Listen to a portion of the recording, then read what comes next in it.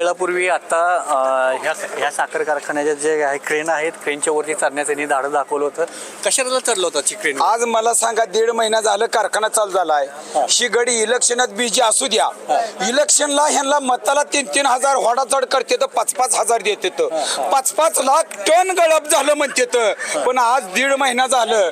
काल एक bye ladies असून तिथं एका अर्ध्या तासात निर्णय घेते 2 कारखान्याचं. आज त्या कारखान्याला दुसरं ऊसाशिवाय काय सुद्धा उत्पन्न नाही. ह्या कारखान्यावर ज्या टायमाला थोरले मालक होतं तेव्हा जिल्ह्याची कोंडी फोडायचं.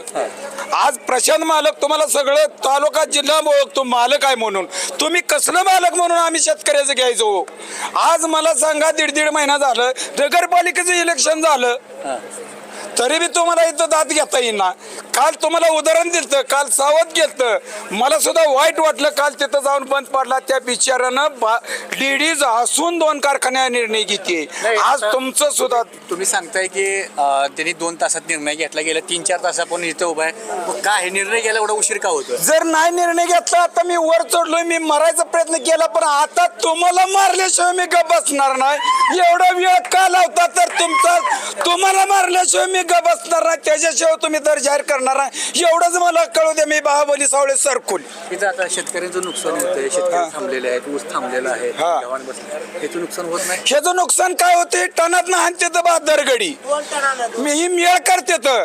म्हणून आम्ही सगळ्या संघटना ऊस संघर्ष समिती, दीपक भोसले तर, सचिन पाटील आहेत, ही वकील एक माणूस आला शेतकरी म्हणून, तानाजी काका आहेत, हे माऊली आहेत, कांताभाऊ जाणता माणूस, त्यांना खाली उतरता येत ना. असल्या माणसाला इथं वेळ का आणली प्रशांत मालक? तुम्ही एवढं 4 तास का लावलं? तुमच्या हातातली गोष्ट आहे, तुमच्या खिशातलं द्यायचं ना, आमच्या घामाचं द्यायचं. जर नाही दिलं तिथं माझे माता माऊली 5 दिवस झालं त्याची बायको येऊन सुद्धा तिला अन्न गोड लागणं माझ्या समोरच्या वेदना बघितल्या. म्हणून ही वेळ का आली? ही वेळ येऊ देऊ नका. तुम्हाला एक जिल्ह्याचा नेता म्हणते ती, तुम्हाला आमदार म्हणून करायचं म्हणते ती भाजपची, तर सत्ता तुमची असताना तुम्ही पहिलं जर थोरल्या मार्कासारखं करायचं होतं का केलं नाही? ही वेळ का आणली? तुम्हाला भविष्यात लय मोठ्या गोष्टी करायच्या म्हणून ही तुमचं व्यासपीठ आहे. म्हणून तुम्ही दर लवकर जाहीर करा.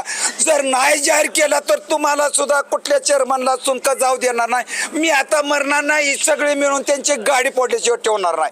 काय होतं एकंदरीत देईल असं वाटतं? 3,000 द्यायल्याशिवाय आम्ही इथनं हटणार नाही. आणि जरंगे पाटलानं कसं जाग्यावर येऊन निर्णय घेतला तसा कुठल्या येशीतन ऑफिसात जाऊन गुळगुळ करणार नाही. त्याने इथं येऊन जाहीर केल्याशिवाय आम्ही इथनं हटणारच नाही.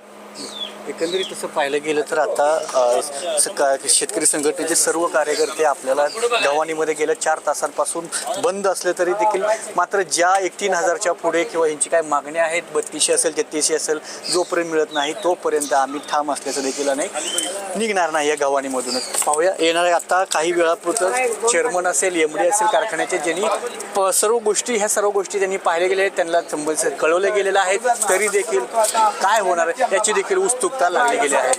कॅमेरामन अक्षय भारत शिंदे, न्यूज इंडिया, श्रीपूर.